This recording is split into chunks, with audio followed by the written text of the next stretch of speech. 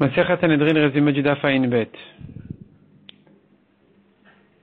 La Mishnah dit, un Ben Tzorah ou Moré, on a vu, il est condamné à mort. Pourquoi? C'est un garçon de 13 ans qui a volé, il a mangé un morceau de viande, un peu de vin, il a bu.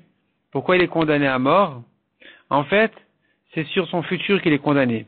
La Torah préfère qu'il meure innocent aujourd'hui, et pas comme un bandit demain, coupable. Sur ça, la Mishnah, elle tire comme leçon la mort. Pour les Réchaïm, c'est bien pour eux et bien pour le monde. La mort, et de même, le sommeil et le vin, comme ça au moins ils font pas d'avérote.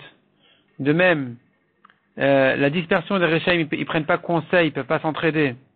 Donc tout ça, c'est bien pour eux et bien pour le monde. Alors que la réunion des Réchaïm, c'est mauvais pour eux et mauvais pour le monde, ils sont dangereux.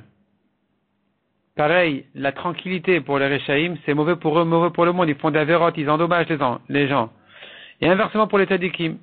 La mort des Tzadikim, c'est mauvais pour eux, ils perdent des zruyot, des mérites.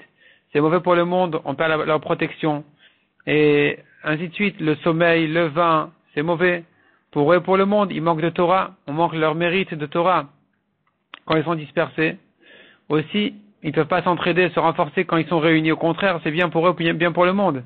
Quand ils ont la tranquillité, alors c'est bien aussi pour eux, pour le monde. Ça leur permet de s'investir là où il faut.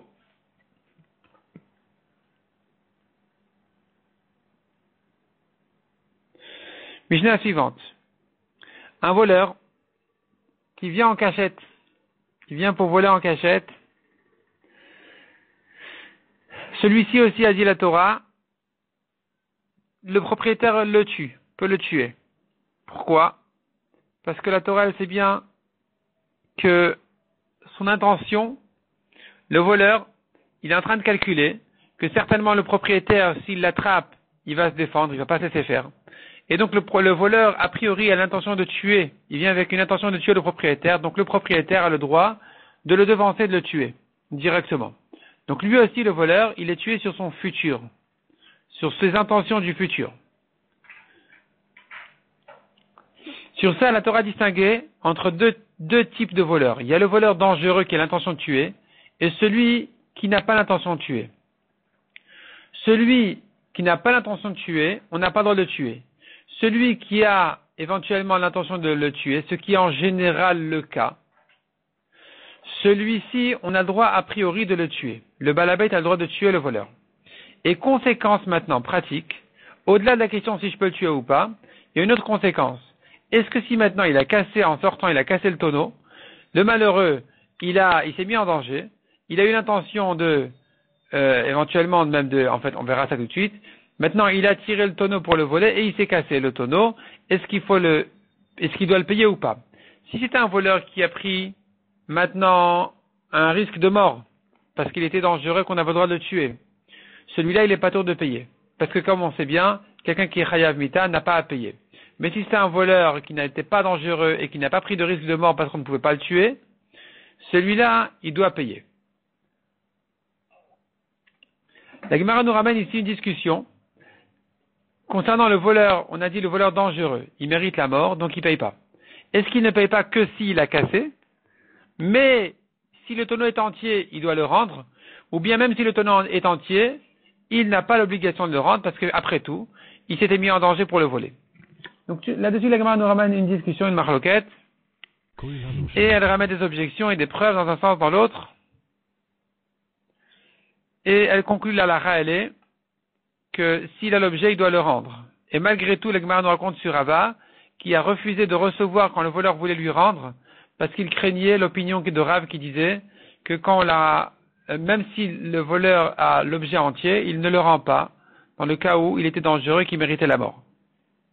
La Gemara nous ramène encore des précisions sur le cas du voleur dangereux, pas dangereux, et qu'est-ce que je fais dans un cas de doute. La Braïta, ou selon la conclusion de la Gemara, il ressort comme ça. Un père qui vient voler chez son fils, en cachette, le fils n'a pas le droit de tuer son père, sauf s'il est certain que le père est tellement cruel et qu'il avait l'intention de tuer son fils. Dans ce cas-là, le fils peut le devancer et le tuer. Mais, dans le cas contraire, un fils qui vient voler chez son père, alors le père a le droit de tuer son fils parce que, même dans un cas de doute, il doit craindre que le fils était dangereux. Il suppose que le fils est dangereux, qu'il a l'intention donc de venir tuer son père au cas où son père il va se disputer avec lui. Et donc le père a priori peut tuer son fils et Kalvachomer un étranger, sauf s'il est certain qu'il n'a pas du tout l'intention de le tuer. Dans ce cas-là, il ne pourra pas le tuer. La Gemara nous ramène encore une braïta qui dit, on ne distingue pas entre un jour de Chol et Shabbat, aussi bien concernant le voleur qui est dangereux, dans les deux cas tu le tues, Shabbat comme Chol, que dans le cas d'un voleur qui n'est pas dangereux, tu ne le tues pas ni Shabbat, ni Chol. La Gemara explique exactement quel est le chidouche de ces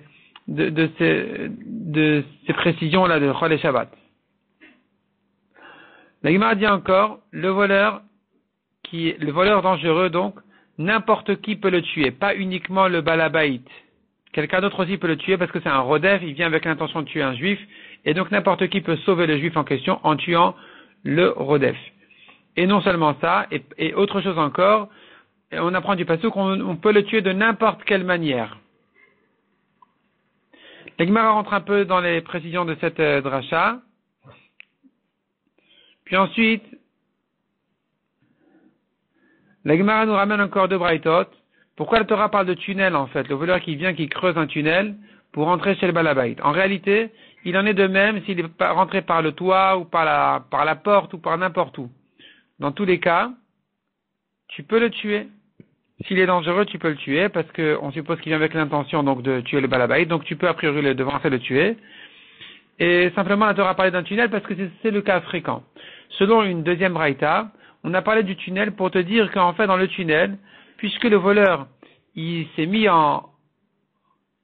tellement fatigué, il s'est tellement investi à creuser un tunnel et tout ça, que je suppose que là, il est prêt à tout faire, ce voleur, il est prêt même à tuer le balabait. Dans ce cas-là, son tunnel, c'est son avertissement. Tu n'as pas besoin de le prévenir, attention, le balabait va te tuer.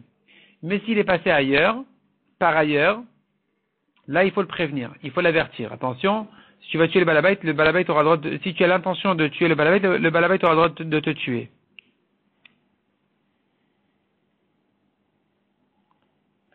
Là-dessus, la Gemara nous ramène quelques objections.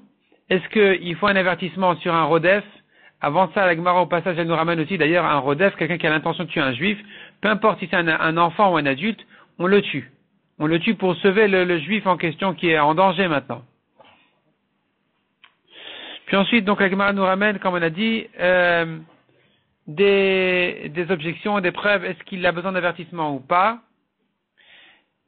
À tel point, c'est-à-dire qu'en général, l'avertissement veut dire que le rachat qui veut faire une avéra, tu l'avertis, attention, tu seras chayav mita, et on ne pourra le condamner que s'il a dit, malgré tout, je suis prêt à mourir pour faire cette avéra. C'est que ça qui nous permet de le tuer. Sinon, on ne peut pas le tuer, selon les Chachamim. Selon Rabbi Yossi et Rabbi Yehuda, l'avertissement ne vient que pour savoir qu'il était conscient et qu'il a fait ça volontairement bémézide. Et donc, on n'a pas besoin d'entendre de sa bouche qui dise oui, je suis prêt à tout et tout ça. À partir du moment où on sait qu'il a entendu l'avertissement, on peut le tuer. Donc, c'est une marloquet Tanaïm, comme on vient de dire. Puis ensuite, Gemara aussi, elle rentre un peu dans les discussions concernant le rodef. Est-ce qu'il a besoin d'avertissement ou pas?